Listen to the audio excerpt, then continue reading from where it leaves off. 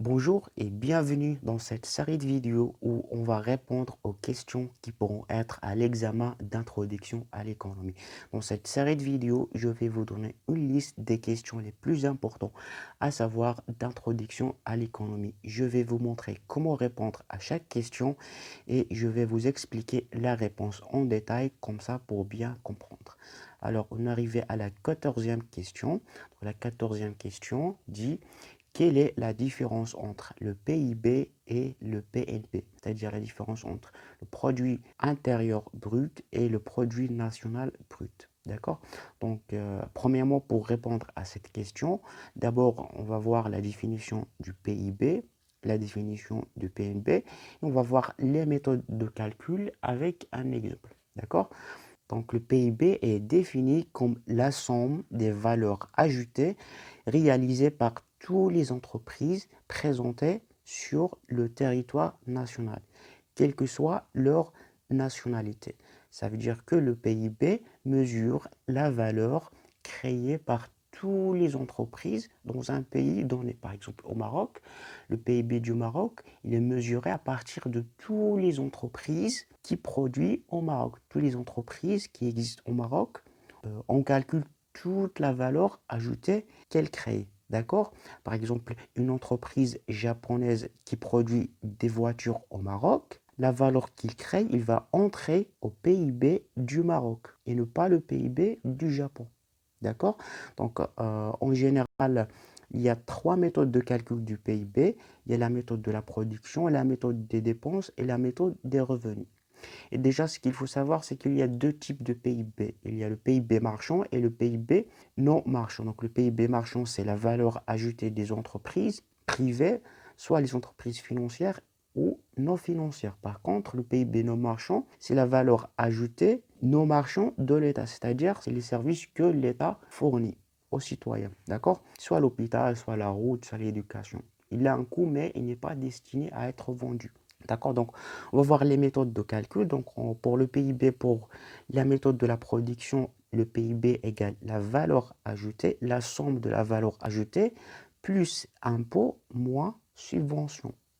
Pour la méthode des dépenses, le PIB égale C, c'est la consommation, plus G, c'est les dépenses de l'État, I, c'est l'investissement, plus importation, moins importation. X, c'est exportation, M, c'est importation. Par la méthode des revenus, donc le PIB égale S, plus P, plus I, plus RM, plus T. D'accord? Donc, je vais essayer de vous donner un exemple d'un exercice pour calculer le PIB. D'accord? Donc, supposons que ça vous demande de calculer le PIB. Il vous donne ces données. D'accord? Par exemple, il vous dit calculer le PIB à partir de ces éléments. La consommation, on a 310. L'investissement, I, c'est 115. Les dépenses publiques, on a 60.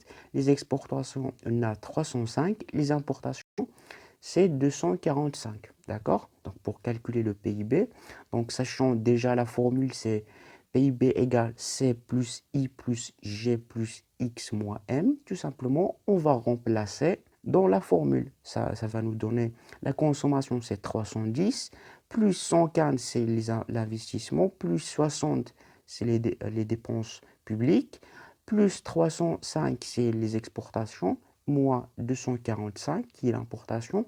Ça va nous donner 545. D'accord? Donc, c'est ça la méthode de calcul du PIB. Donc, par la suite, on va voir le produit national brut, le PNB. Donc, le PNB mesure la richesse créée par les agents économiques, quel que soit leur lieu de résidence. Ça veut dire quoi ça? C'est-à-dire que le PIB mesure la valeur des biens et services produits par l'ensemble des entreprises, quel que soit leur pays de résidence. D'accord? Ça veut dire que par exemple, comme j'ai déjà donné l'exemple d'une entreprise japonaise qui produit au Maroc, donc cette entreprise, il va verser à la fin de l'année des dividendes au pays d'origine, le Japon. Donc ces dividendes, cette valeur qui va être versée au Japon, il va être calculé au PNB japonais et ne pas le PNB marocain. Donc c'est ça la différence. par rapport au PIB, d'accord? Donc, pour la méthode du calcul du PIB, tout simplement, PIB égale PIB plus revenus reçus de l'extérieur, moins les revenus versés à l'extérieur. Donc, c'est ça, en général, comment on calcule le PIB. Et c'est ça la différence entre le PNB et le PIB. D'accord? En général, la plupart des pays, la somme de PIB et le PNB, c'est presque égal. C'est vraiment, c'est presque la même somme qu'on va trouver dans le PIB et le PNB. En général, on travaille avec le PIB. Et donc, c'est ça, j'espère maintenant que vous avez compris la différence entre le PIB et le PNB. Si vous n'avez pas encore compris une partie d'introduction à l'économie, ou bien vous avez encore des difficultés à comprendre la manière dont moi je vous explique, ou bien le français, j'ai déjà créé une playlist comment apprendre à parler français en 30 jours seulement. Je vais vous laisser le lien dans la description. À la prochaine vidéo et je vous dis bon courage.